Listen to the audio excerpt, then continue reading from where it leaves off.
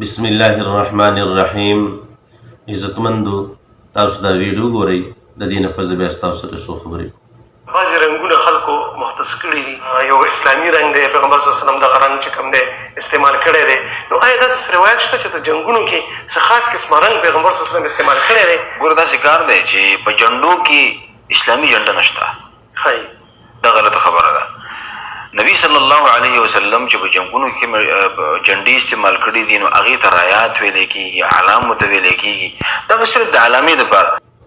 عزتمندو، تاسو دا ویډیو کتله، په دې کې دغه یو کس د دغه عالم نه تپوس کوي چې بعضې خلکو د ځان دپاره څه جنډې مختص کړي دي او دا هرې پالټۍ خپله جنډۍ او څوک و چې دا اسلامي جنډه ده.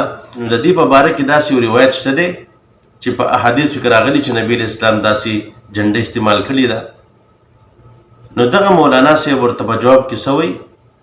په جنډو کې اسلامي جنډه نشته دی. هغوی داسې یو روایت په دې کې شته دی چې نبی اسلام داسې جنډې استعمال کړې وي او ته وایې چې په جنډو کې چې کوم دی هغه اسلامي جنډه نشته دی.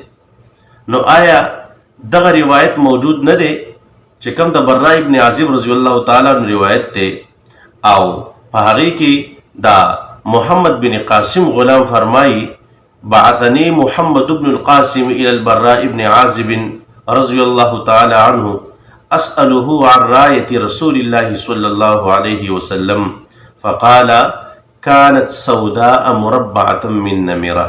دا محمد بن قاسم غلام فرمائی وإذا محمد بن قاسم براء بن عازب رضي الله تعالى عنه تقولي گرما چې زه د هغه نه د نبي علیه الصلاة والسلام د جنډې په باره کې تپوس وکما.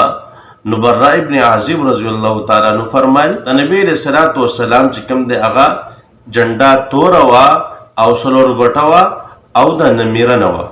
د نمیره په باره کې لکه مولا علی قاری رحمه الله، دغه رنګي مولانا خلیل احمد سهارنپوری رحمه الله، دغه رنګي شیخ عبدالحق محدث دهلوی رحمه الله او مختلف علما دغه تشریح د دې کوي چې نمیره هغه صادر ته ویل کېږي چې په کوم کې تورې او سپینې پټې وي.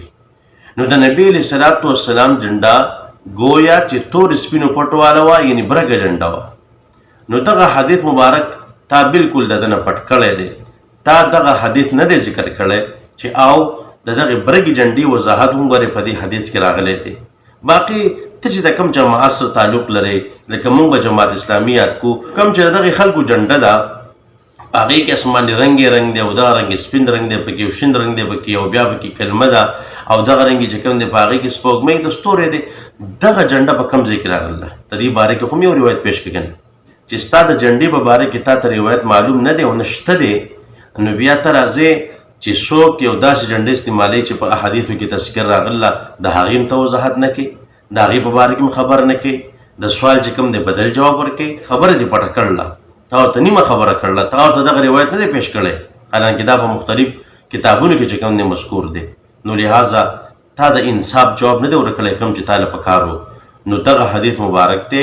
الحمدلله موږ په خپل جنډې باندې فخر کوو، په خپل جماعت باندې فخر کوو چې داسې جنډې چې کوم دی د ځان دپاره هغه خوښه کړله چې کوم په احادیثو کې راغله، او ته نرشه د خپل جماعت جنډه چې کوم دی هغه د قرآن او د حدیث په رڼا کې چې کوم دی مخې ته راوړه، لکه څنګه چې ما تا ته وکړه او د احادیث نه مې درته پیش کړه. ته هم دا حدیث مبارک ووایه، د هغې نه خپل جنډه چې کوم دی پیش کړه، که نه دغه شین رنګ به پکې راوړې، اسماني رنګ به پکې راوړې، سپین رنګ به پکې راوړې، کلمه به پکې ښې، دغه رنګې ستورې او سپوږمۍ به پکې ښې. خو انشاءالله د قیامت سبا راتلی چې ته یې نشي ښولی.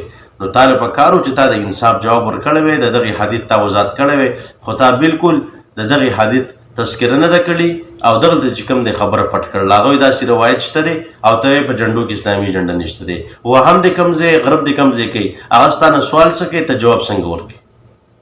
نو دغه د دې خبرې وضاحت دغې ملګري ته ورسوئ چې هغه د پته ولګېږي. الله رب العزت موږ له نیک عمل توفیق راکړي او الله رب العزت موږ د خپل نافرمانۍ نه وساتي.